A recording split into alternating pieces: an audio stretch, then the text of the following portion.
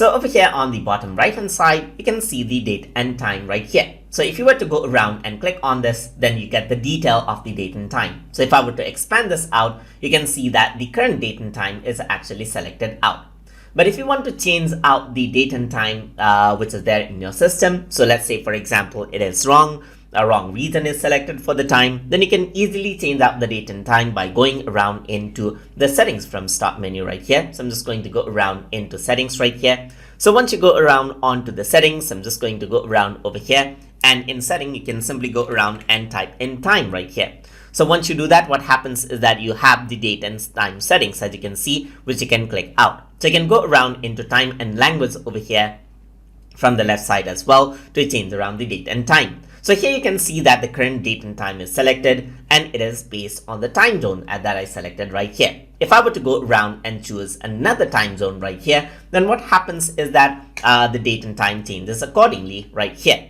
So you can set the time automatically over here. You can see that it is turned on right now, and you can also set the time zone automatically as well. So it detects the time zone out by itself as well. You can turn this off right here if you don't want, and if you want the time to sync out, so let's say it is off, you can simply click on sync now, and it'll sync out the current time from the internet into your system as well. So here you can see that there's an option right here.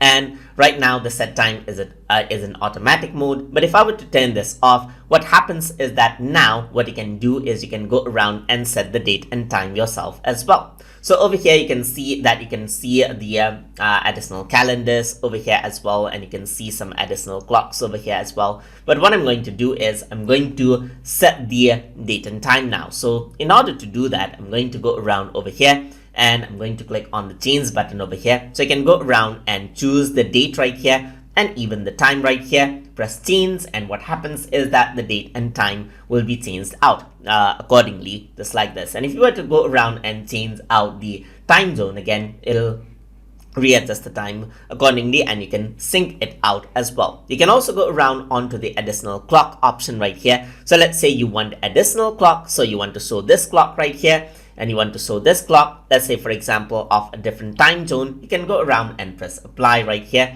to show that time zone as well. So you can see that there's clock 1 and clock 2 over here as well, just like that. So if you do want to have multiple time zones as a reference, you can do that as well inside of Microsoft Windows 11.